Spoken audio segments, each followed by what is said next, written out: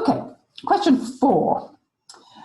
We are told we have interest rate at 3%, and we're told we have an investment A which brings in 3.3 million in present value.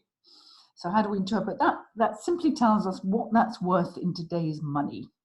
Normally, that's what we care about. But in this question, we're asked to say, what is the value in 10 years' time that is equivalent to that 3.3 million in present value? I.e., what is the value of a sum 10 years from now that makes us indifferent between that amount and this amount now? Now, I know it's hard to think about why would you delay for 10 years 3.3 million, but in this theory, we are indifferent between 3.3 million now and a certain amount in 10 years' time.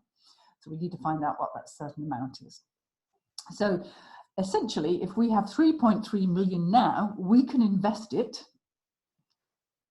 at the prevailing interest rate for 10 years.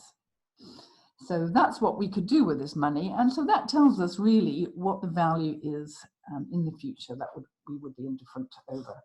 So I'm going to put that into my calculator. And this is just your simple compound interest that's used on basic bank accounts. You learned this at school. If you're not familiar with that, then you really need to revise that separately. And right, so this is what I put into my calculator. 3.3 times the compounding factor 1.03 raised to the power of 10. So that's like saying if we put 3.3 million now into a bank account at 3%, this is what we'd get in 10 years' time. So 4.43. So we are indifferent between that now or that in 10 years' time. So that's part A.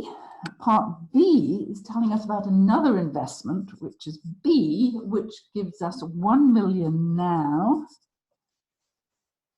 and 4 million in 10 years' time. So normally what we do is that we put all the values into present value and then compare them. So we've already got this one in present value. So we can easily make a comparison between investment A and B if we put this investment into present value.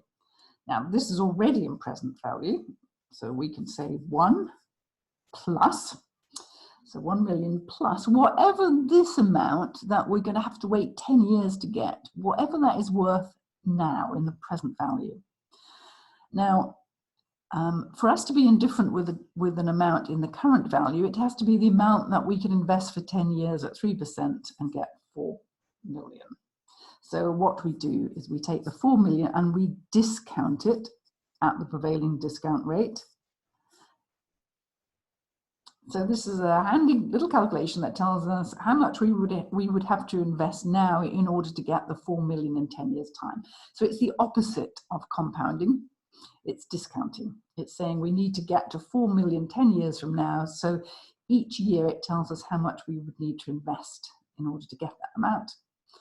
And we are now taking it back 10 years into the present. So if we now calculate what that is, that tells us the present value of that amount.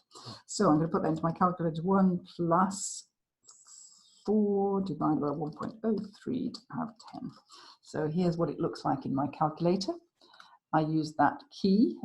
I don't have to, but that makes it much easier. That's my fraction key. So I've got 4 on the top row, 1.03 to the power of 10 on the bottom.